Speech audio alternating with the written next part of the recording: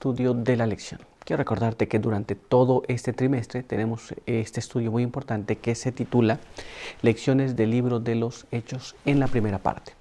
Y durante esta semana que ya hemos comenzado, estamos estudiando este tema muy interesante también que se titula Alcanzando una mayor eficacia.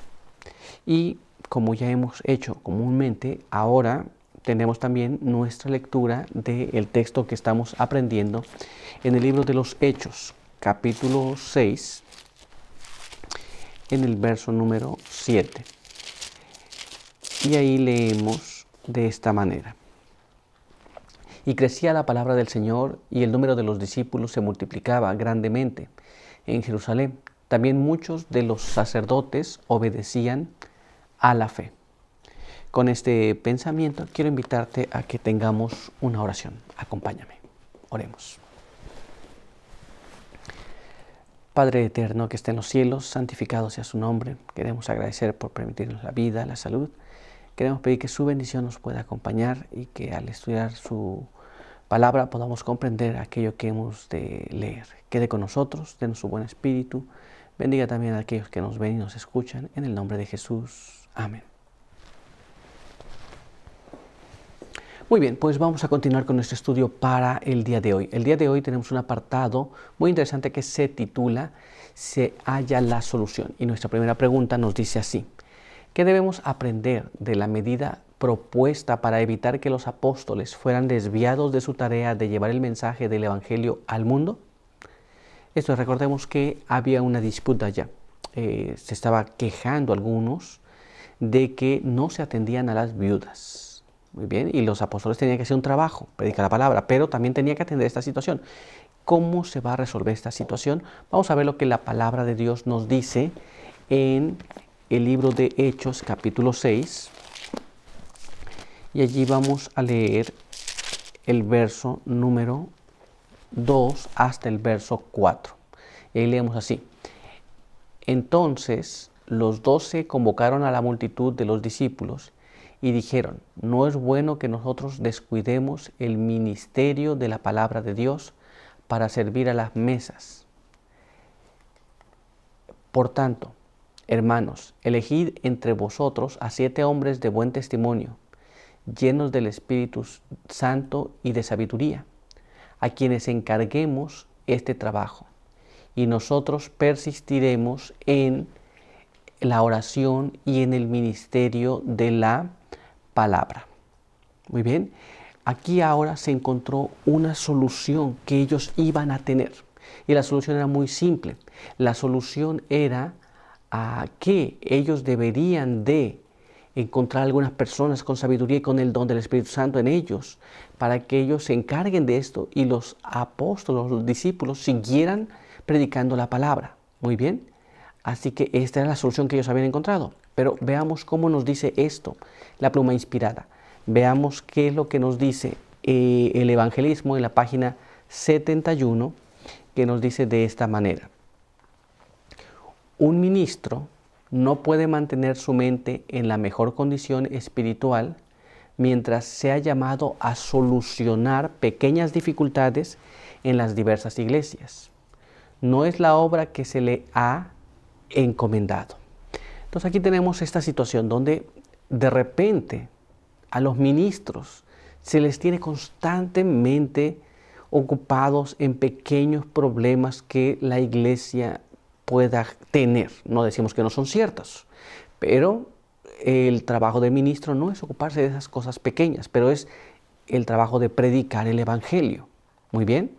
¿Y qué más? Bueno, vamos a ver qué más nos dice. Leamos aquí Evangelismo, página 71, que nos dice así: Dios desea utilizar todas las facultades de sus mensajeros escogidos.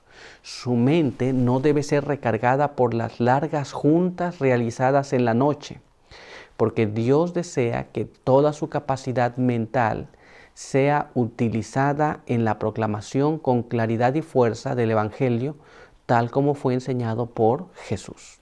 Entonces, ese asunto de tener reuniones por la noche muy tardadas, donde se da vuelta sobre el mismo asunto, donde se genera un problema que realmente no era necesidad de mantener al pastor, al ministro allí en esa junta. Eso no está correcto. Pues su mente al siguiente día que tendrá que visitar a una persona, hacer un estudio, estudiar el mismo para presentar la palabra del Señor, no estará clara, pues estará recargada con el trabajo que tuvo que estar solucionando, y también si son juntas demasiado largas estarán totalmente desvelados. Muy bien, pero veamos qué más nos dice. Acompáñame a leer este siguiente párrafo. Veamos. Es un gran error que un pastor que tenga el don de predicar el Evangelio con poder necesite ocuparse constantemente de asuntos financieros. El que proclama la palabra de vida no ha de permitir que se coloquen sobre él demasiadas cargas. Otra de las situaciones que se ven en la actualidad, y que también en aquel entonces los apóstoles dijeron, mejor búsquense personas que tengan el don del Espíritu Santo y que sean personas que sepan, para que se dediquen a eso. Otra de las situaciones que se viven en la actualidad es que a veces al que puede predicar le ponen el asunto de encerrarlo en una oficina llevando los asuntos financieros, una cosa que no debería hacer. Si tiene el don de poder predicar, debería de predicar entonces. Habrá otro que tenga el don de hacer los números. Muy bien, pero vamos a analizar qué más nos dice este párrafo. Las finanzas de la causa han de ser manejadas adecuadamente por hombres de capacidad comercial, pero los predicadores y evangelistas están apartados para otro ramo de trabajo. Aquí tenemos, los que entienden del asunto comercial se deben de ocupar de las finanzas, pero los que no entienden del asunto comercial, o más bien que se dedican al asunto de predicar el evangelio, no deberían de tener esa situación en sus manos, pues no es el ramo que ellos manejan. ¿Nos damos cuenta? Pero veamos qué más nos dice. Leamos aquí Evangelismo, página 71, que nos dice así.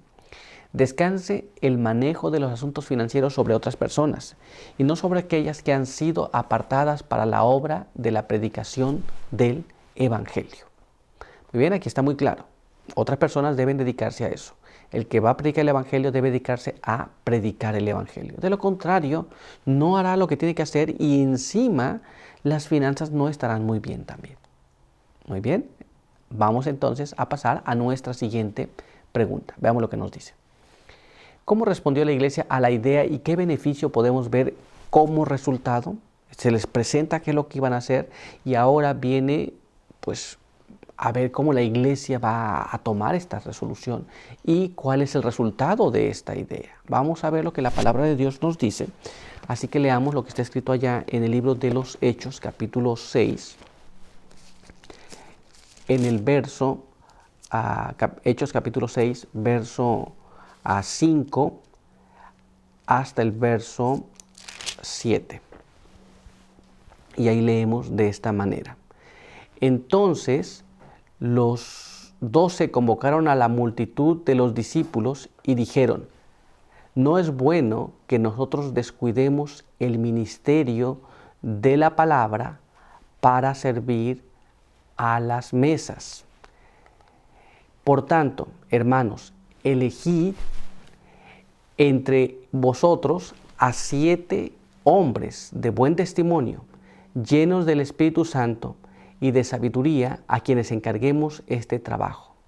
Y nosotros persistiremos en la oración y en el ministerio de la palabra. Muy bien, esto fue lo que fue propuesto para la iglesia. 7 varones, 7 hombres que entiendan, que tengan sabiduría, 1. 2, que estén llenos del Espíritu Santo y de buen testimonio. Muy bien, estos son los que iban a estar allí. Ahora, ¿qué es lo que pasó? Bueno, ellos propusieron y que ellos se encarguen de el asunto de pues atender esos asuntos que estaban, por lo cual se habían quejado, y los discípulos persistirían en la predicación de la palabra. Vamos a ver qué es lo que nos dice el Espíritu de Profecía. Esto es lo que se dijo y vamos a ver lo que nos dice el Espíritu de Profecía ahora. Leamos aquí en los Hechos de los Apóstoles, página 73, que nos dice de esta manera. El nombramiento de los 7 para tomar a su cargo determinada modalidad de trabajo fue muy beneficioso a la iglesia.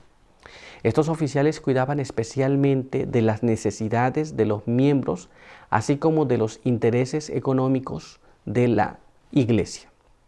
Los 7 hombres que entendieran de este asunto y ellos se preocupaban de estas cosas y los discípulos o los apóstoles no tenían que quedarse allí arreglando los problemas que se suscitaran, los asuntos financieros, los asuntos del bien común, el asunto de atender las mesas, atender a las viudas, era un asunto que estos 7 varones atendían. Pero vamos a ver qué más nos dice. Leamos ahora este siguiente párrafo. Hechos de los Apóstoles, página 73, dice así: esta medida estaba de acuerdo con el plan de Dios, como lo demostraron los inmediatos resultados que en bien de la iglesia produjo. Entonces no era una idea que estaba fuera de lugar, era una idea correcta. Y al presentar esta idea correcta, ellos obtuvieron pues un bien para la iglesia. Muy bien. Pero vamos a ver qué más nos dice la pluma inspirada. Así que leamos ahora este siguiente párrafo. Durante años, el Señor nos ha instruido para que escojamos hombres sabios, hombres dedicados a Dios, que conozcan los principios del cielo, hombres que han aprendido a caminar con Dios, a fin de colocar sobre ellos la responsabilidad de ocuparse de los asuntos relacionados con nuestra obra. Muy bien. En el pueblo también se encuentra que hay estos hombres que se necesitan para poder dirigir la obra, que Dios les ha dado sabiduría. Pero no apenas eso, vamos a ver qué más nos dice este siguiente párrafo. Está escrito así: esto está de acuerdo con el plan bíblico y cómo se describe en el 6º capítulo de los Hechos. Debemos estudiar este plan porque es el que Dios aprueba. Muy bien. Entonces, el plan de poner administradores para que los que son dedicados a predicar el Evangelio no tengan que quedarse resolviendo estas situaciones es el plan divino. Entonces, debemos estudiar ese plan que fue puesto allí porque este es el plan que Dios quiere que se siga. Muy bien. Así que ahora sabemos cuál fue el resultado y qué es lo que se llevó a cabo. Pero nuestro estudio por hoy ha concluido. Quiero invitarte a que tengamos una oración. Acompáñame. Padre eterno que está en los cielos, santificado sea su nombre. Estamos delante de su presencia, agradecidos por la vida, por la salud que nos da. Queremos pedir que su bendición nos acompañe, pedimos que nos ayude, quede con nosotros, nos pueda bendecir y que al estudiar el plan que Dios puso para su iglesia al principio, podamos también estar conscientes de cómo se debe llevar a cabo y podamos también así seguirlo. Quede con nosotros, con aquellos que nos ven, en el nombre de Jesús. Amén. Muy bien, pues muchas gracias por estar con nosotros. Recuerda que te esperamos aquí el día de mañana. Por hoy, que Dios te bendiga.